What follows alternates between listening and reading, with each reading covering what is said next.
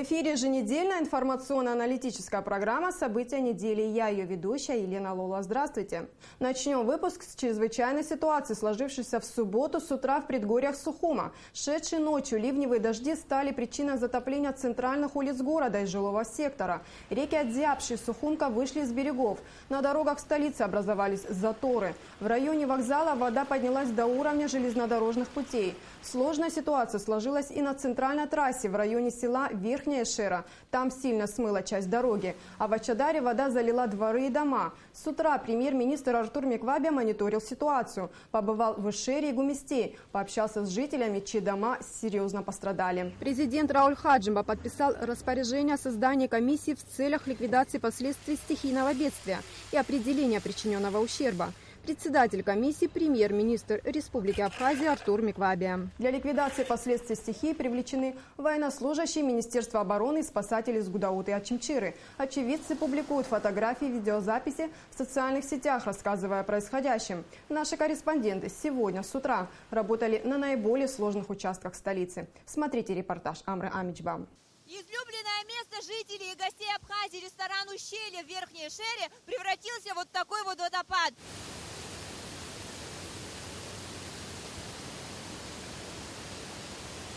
Мы открыли ворота, вода шла вот так, прям на дорогу выходила вода. Обслуживающий персонал, мы приходим все вместе. Из города, и с местности не было людей. Это было счастье, наверное. Вода пошла неожиданно.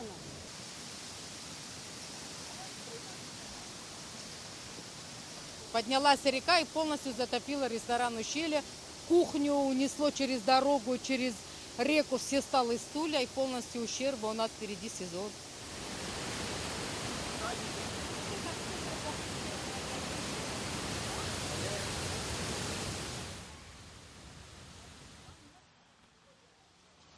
На 95-м километре республиканской трассы Сухум-Псоу сильные селевые потоки привели к обвалу дороги.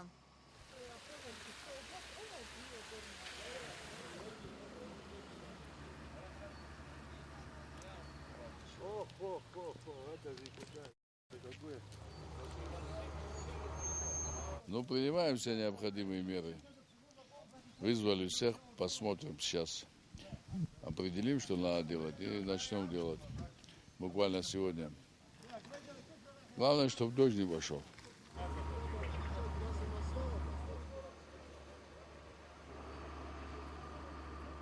Впервые я такой вижу, чтобы вода вот так пошла со всех гор, так сказать, одновременно все это. Как водопад шел, вот такая вода, она смыла дорогу.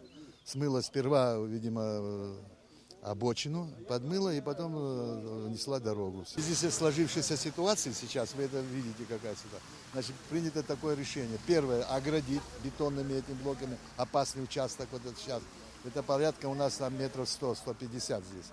Затем, значит, сегодня же уже приступят к расширению полосы, чтобы пустить туда движение. Ну, немножко, когда просохнет и так далее, мы обязательно заасфальтируем. И приступим к капитальным работам по восстановлению подпорной стены и так далее. Это работа не одного дня. Я думаю, так, может быть, месяц-два вот так вот займет, потому что серьезная здесь работа.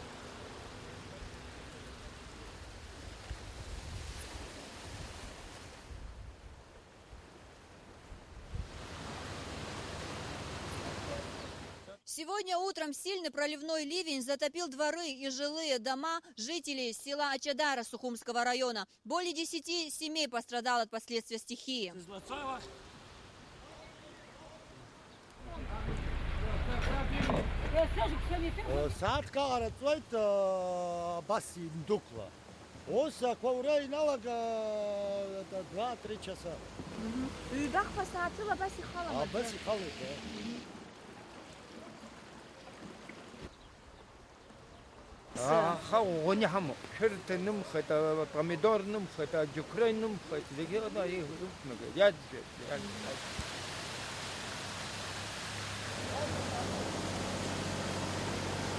Такая маленькая речушка. Нахуй цом, а при углублении нужно 20 лет ахарахачу. А дзымзрака дздайна камзрака хакасу. Каждый божий день, каждый маленький ливень, а вас хак нахрахачу.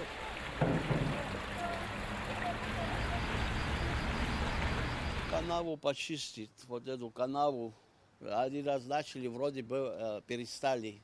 Вот канава наполняется, сюда идет. И скор сверху тоже. Они добавляют и все, вот затапливает сюда. Короче, катастрофа, не знаю, ушел огород, ушел все.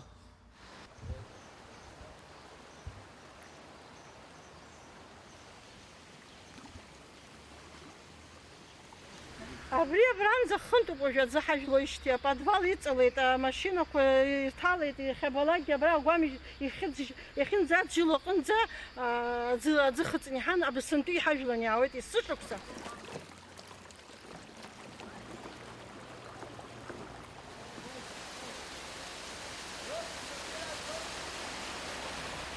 Ҳаҩны зегьы иҩналеит, холодильник, это стиральная машина. Телевизор, спальня. Ну, где-то с 8:30 в течение вот 1,5 часа вот мучаемся. В дом вода зашла. Там вообще ужас, что было. Я думаю, что без помощи мы никак не справимся. Помощь нам нужна будет.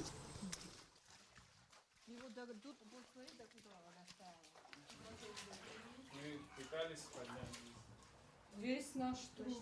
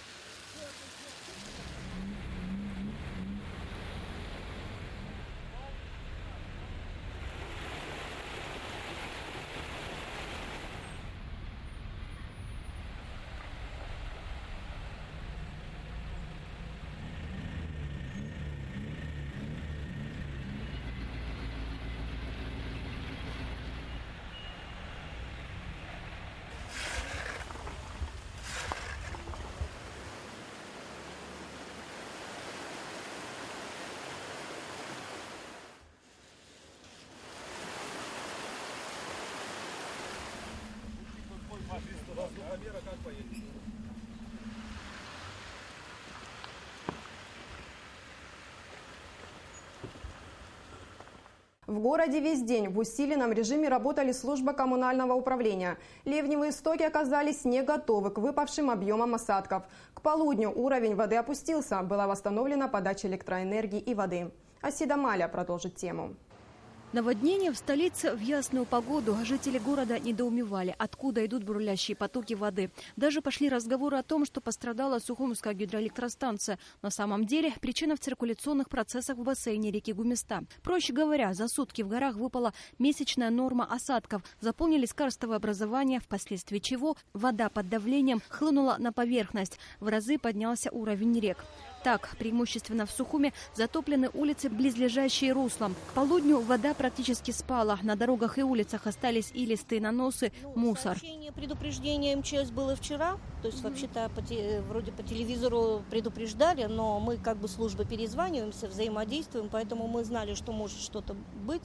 Поэтому все службы были предупреждены. Но никто не ожидал, что вот так быстро может произойти такое. До сих пор у нас многие дворы еще в воде, поэтому даже привлекали солдат для эвакуации людей. Особенно Титова очень пострадала. Пострадали в районе ВМ, на Гумской. То есть там поток шел вместе с камнями. И, в общем, сегодня тоже сейчас там солдаты, которые помогают, и мебель вытаскивать, и службы все зачищаем. Ну, как видите, работы много. Поэтому улица за улицей, конечно, мы все приведем в порядок. Но нужно, чтобы немножко подсохло, чтобы собрать вот этот ил и грязь, которые нанесли нам реки, для того, чтобы дороги помыть. Первое сообщение о наводнении поступило в МЧС к 7 часам утра. С тех пор спасатели работают в усиленном режиме. По городу рассредоточена спецтехника. Выкачивают воду из затопленных частных домов и подвалов многоэтажек. Первый вызов поступил в Верхнюю Шеру. На центральную трассу упало несколько деревьев. И чтобы проезжую часть обеспечить проезд, ликвидировали последствия стихийного бедствия. В основном стихийное бедствие по городу Сухум, центральная ее часть. Личный состав задействован 80 человек. С Афона, с Ачамчиры, и с Кулерипша подтянули технику. И что дом зашел, дом у меня был. Вот уровень. По улице Титова особо ощутимы последствия стихии. Вот с Гнилушки все переливалось. Выше моста вода шла. Как остановить? Чем остановить, скажите? Каждый дожди видел, это вот такое у нас проблема. Ремонт делаем, вода, вот, пожалуйста. Каждое лето вот этим и занимаемся. И жильцы частных домов своими силами очищают затопленные комнаты и дворы от воды и грязи с помощью щеток, веника, всеми подручными средствами. Справиться с нанесенным стихией ущербом поможет государство. Пострадавшим будет выделена материальная помощь. В целях ликвидации последствий стихийного бедствия и определения причиненного ущерба указом президента Рауля Хаджимба создана правительственная комиссия. Возглавляющий ее премьер-министр Артур Мигваби сообщил, включенные в комиссию руководители министерств и ведомств уже работают на местах. Об этом глава правительства сообщил на встрече с журналистами. Предстоит ремонт участка дорожного полотна в районе села Верхняя Шера. По словам Мигваби, до устранения обвала на месте будет работать наряд ГАИ для регулирования движения. Будет предпринят ряд других мер для того, чтобы движение по главной трассе не останавливалось. Я не помню, чтобы трассу, вот эту нашу центральную трассу, чтобы так смывало. Сейчас там работает, освещение восстановят. Но при той плотности движения, которое сейчас у нас происходит, конечно, нам хочется, чтобы люди ездили без помех. Мы пока справляемся, там минут 10-15 машины показать. Ну, в большем случае задерживаются там около 15 минут. Уже начали работы по очистке. Мы хотим с правой стороны, если погода будет, расширить полотно немножко, заасфальтируем, чтобы движение продолжалось. Ближе к скалам, естественно, будет организовано там дежурство, поставим знаки, скорость там будет ограничена. Премьер-министр отметил, ситуация под контролем. В усиленном режиме задействованы сотрудники МВД, ГАИ, МЧС и службы ЖКХ, военнослужащие Минобороны. По предварительным подсчетам, для полного устранения последствий наводнения понадобится около 40 миллионов рублей. К счастью, обошлось без жертв. Асида Малия, Джамбул Чхапелия, Абхазское телевидение. К ситуации с наводнением мы будем возвращаться в наших ближайших передачах. А пока вернемся к событиям уходящей недели.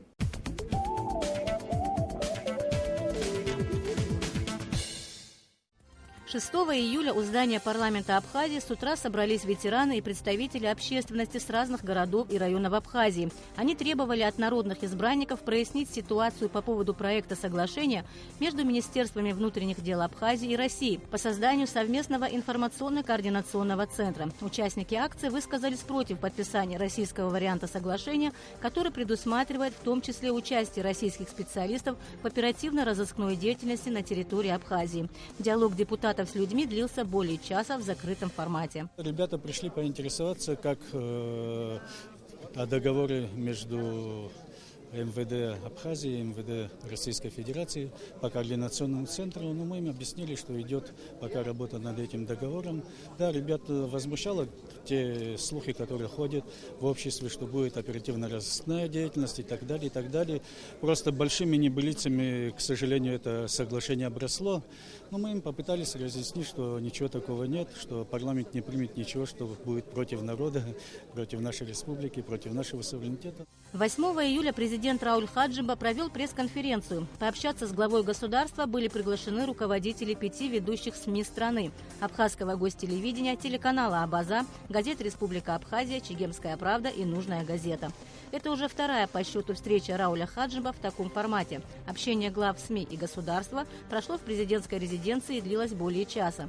Основными темами предсказуемо стали задержка российских денег, запланированных на социально-экономическое развитие Абхазии, качество строительных работ, проведенных за счет российской финансовой помощи, параметры проекта госбюджета на 2016 год. Что касается проекта соглашения между МВД Абхазии и Россией, наделавшего немало шума в обществе, то в результате переговоров с российской стороной удалось снять несколько принципиальных для Абхазии моментов и подготовить свой вариант. В нем количество сотрудников центра не будет превышать 48 человек. Из них половина будет набираться из числа сотрудников правоохранительных органов Абхазии. Вопросы по оперативно-розыскной деятельности сняты. Сняты вопросы иммунитета. Сняты вопросы, связанные с проблемой ИВС. Все это снято. Количественные параметры не превышают 48 штатных единиц. Речь идет о координации деятельности между структурами МВД Абхазии и МВД России. Речь идет об оказании помощи по розыску лиц как на одной стороне, так и на другой. Проблемы реформирования транспортной сферы в республике обсуждались на рабочем совещании у президента Рауля Хаджимба. Как государство должно регулировать деятельность транспортных организаций, как повысить собираемость налогов с автопредприятий и что нужно сделать для улучшения качества обслуживания пассажиров, об этом шел разговор. На совещании не явились руководители транспортных предприятий, хотя и были приглашены. А именно они, как подчеркивали выступавшие, осуществляют львиную долю пассажироперевозок. Причем без лицензий, без уплаты налогов, без путевых листов и медицинского освидетельствования. На очередном заседании сессии депутаты исключили из повестки дня законопроекты о вводе моратория на разработку и добычу углеводородов в Абхазии, о телевидении и радиовещании и о здравоохранении. Парламентарии списали Министерству обороны Абхазии кредиторскую задолженность во внебюджетные фонды, приняли в первом чтении антикоррупционный законопроект, а также направили премьер-министру Артуру Миквабе парламентский запрос с просьбой объяснить, почему не утвержден перечень тяжких заболеваний, препятствующих отбыванию наказания и содержания под стражей. На заседании был принят в первом чтении проект градостроительного и строительного кодекса Республики Абхазия. Исполнительный комитет Конфедерации независимых футбольных ассоциаций принял решение провести следующий чемпионат мира по футболу в Абхазии. Об этом сообщает официальный сайт Конфедерации. На решение исполнительного комитета Конфедерации повлиял необоснованный отказ Венгрии в предоставлении визы сборным Абхазии и Южной Осетии, вследствие чего команды не смогли принять участие в чемпионате в нынешнем году. Делегация КОНИФА отправится в Абхазию для согласования всех деталей предстоящего турнира и подписания соглашения о соблюдении всех договоренностей, отмечается в сообщении. 8 июля состоялась презентация проекта «Зона охраны» исторического города Анакапия «Новый Афон». Историко-градостроительный опорный план представил директор заповедника Анакапия Алхас Аргун. Главные задачи проекта – определить предмет охраны, обозначить границы и зоны охраны, установить режим использования и содержания объектов. Аналогичные проекты будут подготовлены и в других городах и районах Абхазии, с тем, чтобы потом эти данные включить в государственный список историко-архитектурных объектов. Охранными зонами памятников выделены и села Анхо, Арсаул, Псырцха, на территории которых расположено около 34 объектов, а на всей территории Анакапии их более 130. Кабинет министров на своем очередном заседании 9 июля утвердил положение о госуправлении связи и массовых коммуникаций. Управление наделили правами собственника имущества двух организаций – «Абхазсвязь» и телекоммуникационные сети «Единый коммуникационный центр Абхазии». Члены правительства разрешили предприятию «Пикком» добычу щебня в Гулырыбском районе в объеме 500 тысяч кубометров в год сроком на 5 лет. В Министерстве экономики разрабатывается новое положение, регулирующее вопросы предоставления и использования участков недр. Вечером того же дня правительство собралось на специальное совещание, посвященное борьбе с гусеницами бабочки-огневки, которые уничтожают уникальные самшитовые леса на территории Абхазии. В Пицунде был проведен первый этап борьбы с вредителем. Деревья обрабатывались химическим препаратом димелин. Опрыскивание проводилось с использованием дельтаплана и тракторов. Директор Института экологии Роман Двар отметил, что уже наблюдается положительная динамика и количество гусениц уменьшается. Однако необходима дополнительная техника, говорилось на совещании.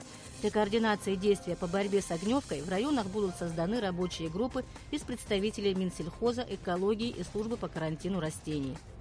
Проект закона о свободных экономических зонах и реформа избирательной системы обсуждались на заседании Общественной палаты Абхазии. Предполагается создать свободную экономическую зону между Очимчирой и Ткварчалом и привлечь туда инвестиции из Турции, России и азиатских стран.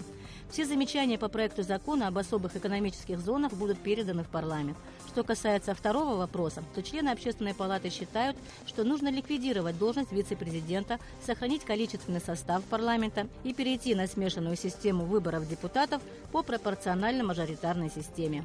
10 июля в 10 часов утра преступники похитили у директора Ткварчальской средней школы Дмитрия Шоуа более $500 000 рублей, предназначенных на выплату заработной платы учителям школы.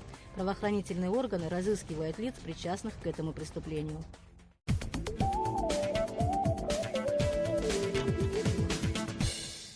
Экологическое бедствие постигло Абхазию. Гусеницы огневки уничтожают вековые самшитовые леса. Очаги массового заражения растений экологи фиксируют на всей территории республики, в том числе и в Рицинском реликтовом национальном парке. Борьба с вредителем осложняется тем, что у самшитовой огневки на Черноморском побережье нет естественных врагов птиц и насекомых. О том, какие экстренные способы борьбы с этим иноземным вредителем применяют в Абхазии, мы поговорим с гостем в студии, главой Государственного комитета по экологии и охране природы Абхазии Савелием Читановым. Здравствуйте, Савелий Михайлович. Здравствуйте. У нас готов сюжет на тему борьбы с огневкой. Давайте для начала посмотрим. Давайте. В Пицунде был проведен первый этап борьбы с гусеницами бабочки-огневки. Экологи сообщили обнадеживающую новость. Заметны первые результаты. Численность вредителей уменьшается. И с учетом того, что димелин имеет несколько такое вот отсроченное воздействие в связи с тем, что он блокирует линьку, то в течение недели, я думаю, картина, наверное, будет уже куда гораздо более отчетливее. И у нас будет представление о том, что будет со следующим поколением. О проделанной работе и последующих шагах на заседании Кабинета министров во главе с первым вице-премьером республики обсуждали экологи.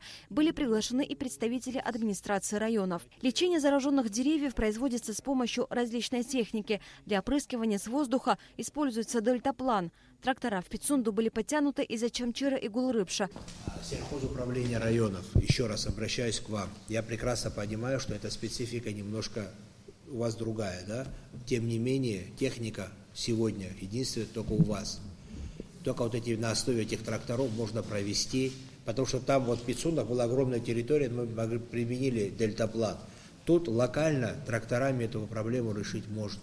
Обычно такой способ применяется при лечении деревьев мандарина и других цитрусовых насаждений. Родиной вредоносного насекомого являются страны Восточной Азии. В Европе вредитель занесен в список самых опасных насекомых. Меры борьбы с огневкой во всех странах различные. Самшитовая огневка стала настоящим бедствием практически во всем мире. Эту проблему обсуждали даже на женевских дискуссиях. Мы сделали сообщение в женевском дискуссиях по этой теме.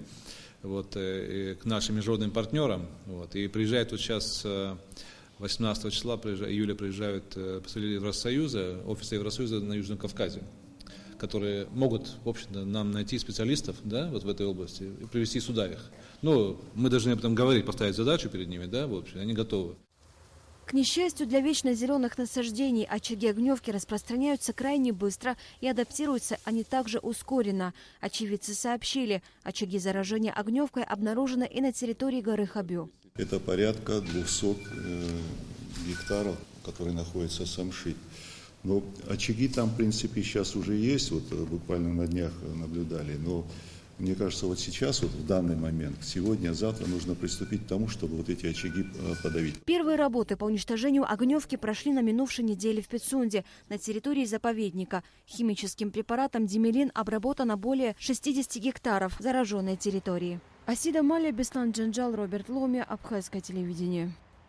В Сочи огневка попала в 2012 году в результате, как теперь выяснилось, беспорядочного завоза посадочного материала для озеленения олимпийских объектов. Когда были зафиксированы первые очаги заражения самшита в Абхазии и почему мы так поздно кинулись спасать самшит? Огневка самшитовая попала в Европу в 2006 году. И за это время она успела охватить почти, можно сказать, всю Центральную Европу. Северный ее ареал в Европе достиг севера Германии. А к нам же она попала в 2013 году в связи с известным закупом посадочных материалов для олимпийских комплексов. Очевидно, где-то с 2013 года данный вредитель появился в Абхазии. Первое время и не так уж был очевидно заметен. Все-таки для огневки это была новая территория. Очевидно, она осваивала.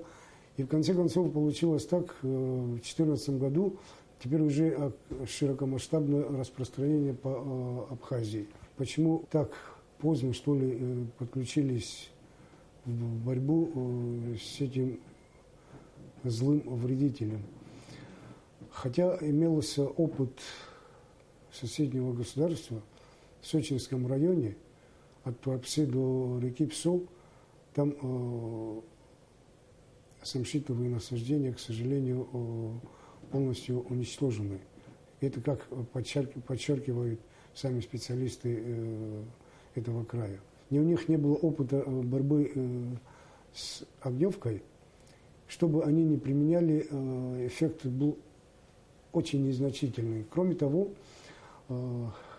администрация заповедников и администрация города обращалась в Министерство природы и природных ресурсов России за тем, чтобы разрешили применить химические препараты.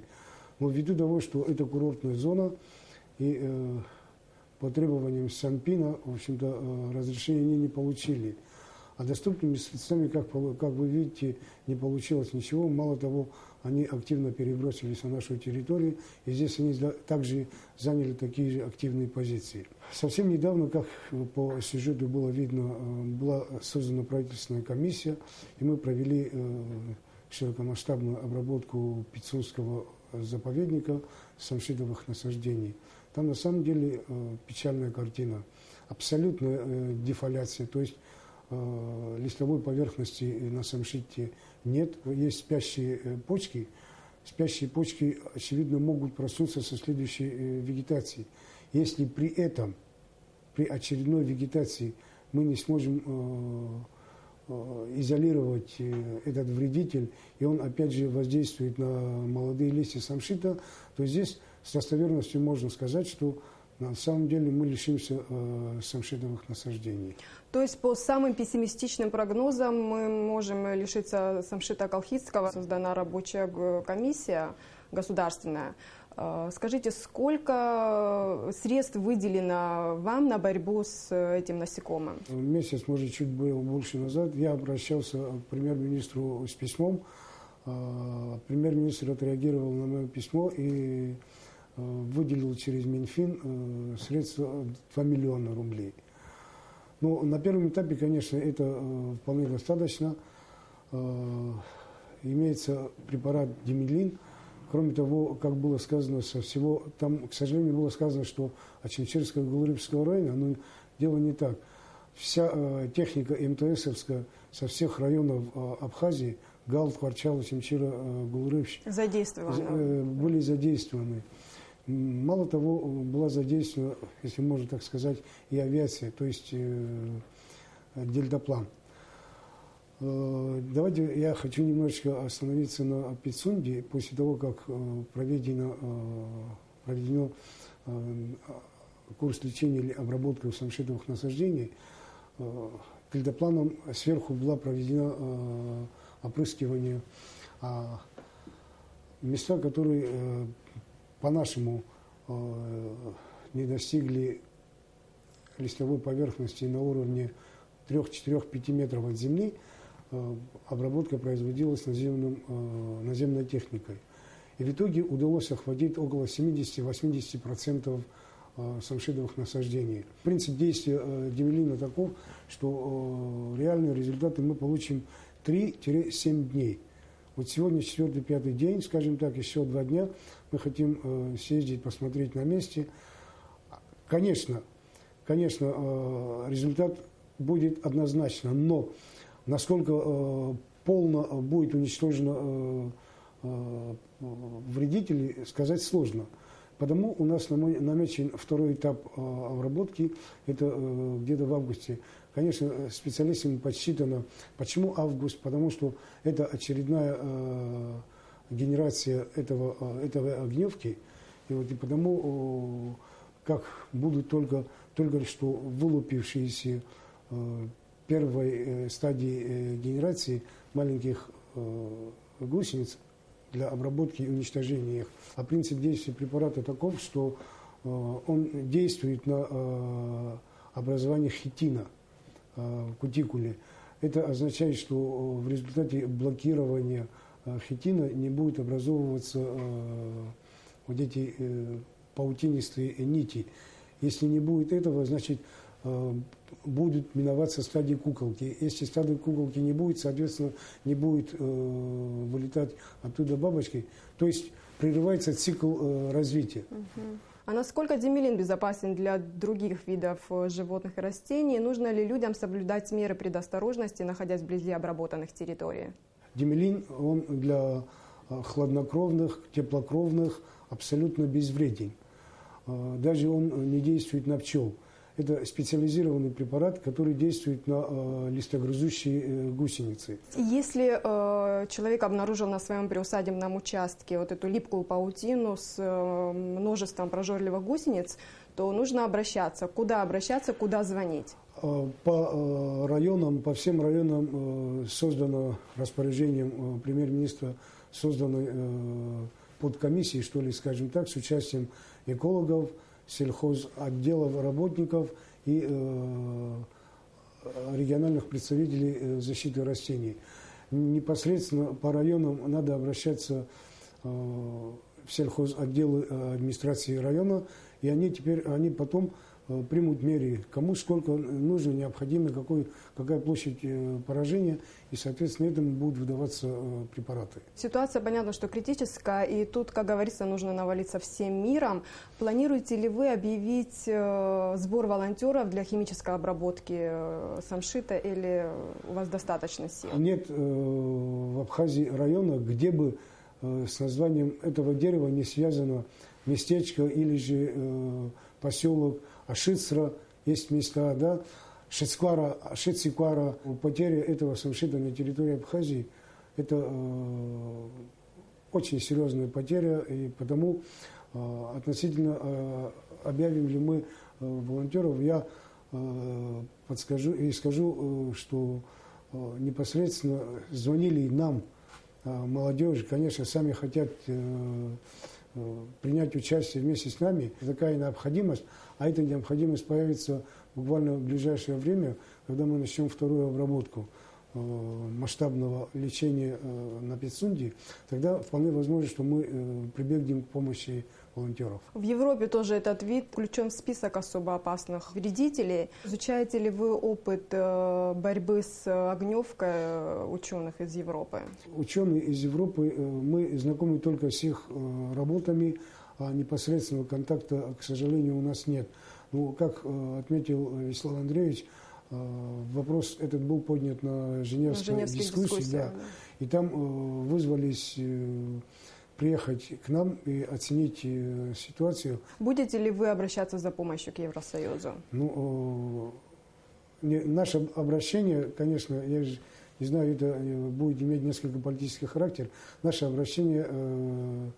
наше обращение, конечно, они не будут реагировать однозначно. Но они предложили помощь. Ввиду того, что Вячеслав Андреевич имел непосредственный контакт, ну, будем ждать, когда будет возможность приехать им к нам. Нам нужны специалисты, которые приехали бы на месте, оценили бы и порекомендовали бы что-либо. По данным российских СМИ, вы об этом говорили, в Краснодарском крае, там в прибрежной зоне практически уничтожен весь самшит. Очаги заражения теперь фиксируются и в горах, и в Кавказском биосферном заповеднике.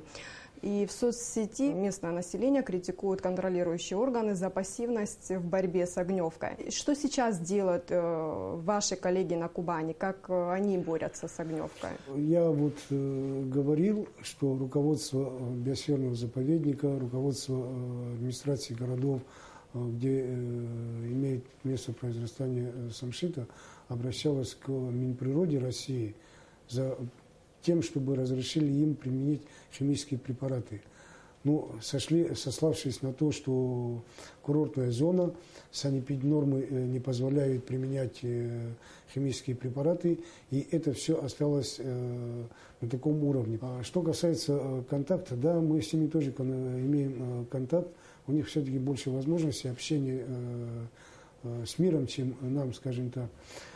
Сейчас активно прорабатывается еще биологический метод борьбы, феромоновые ловушки. Будут готовиться специальные приспособления с феромоновым запахом, скажем так, чтобы туда прилетали, привлекались бабочки и прилипали бы. И таким образом поколение бабочек-огневок будут стерильные, то есть они, яйца их будут стерильные, и они не будут вылупляться, из них не будут гусенички. На родине у этой огневки есть естественные враги. То есть эти враги в этой экосистеме контролируют баланс их численности. А здесь они попали благоприятный для себя как инвазивный вид.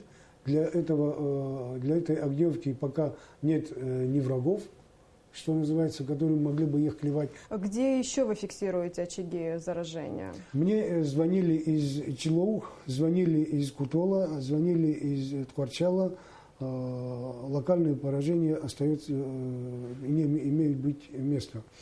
Ну, кроме того, что к нам залетел из Сочи этот вредитель, активно проникает в колхидские леса со стороны Турции. В частности, в Аджаре уже имеются очаги поражения. Очевидно, они тоже оттуда будут продвигаться на север к нам. Распространение огневки происходит активно с помощью человека. Каким образом? Вот эти джипинги, которые организовывают экскурсии для отдыхающих в труднодоступные места Абхазии, как Гейкский водопад, как Аватхара, понимаете, вот эти гусеницы, мы видели, как они на машине к нам садились, и мы какое-то время провозили их. Вот таким образом идет распространение, понимаете, это вызывает серьезную тревогу. А с другой стороны, невозможно обработать каждый транспорт перед выездом на линии маршрутов. Экологи из Сочи фиксируют еще 20 новых вредителей, новых для этого региона. Вредители, которые уничтожают растительность. Как мы будем предпринимать меры для того, чтобы этот вредитель не пересек границу? Карантинная служба на границе, надо, чтобы она усилила работу. Но, насколько мне известно, карантинные службы не представлены у нас на границе. Сейчас ведется активно, я знаю, начальник карантинной службы Джинджи Аркадий, я с ним беседовал.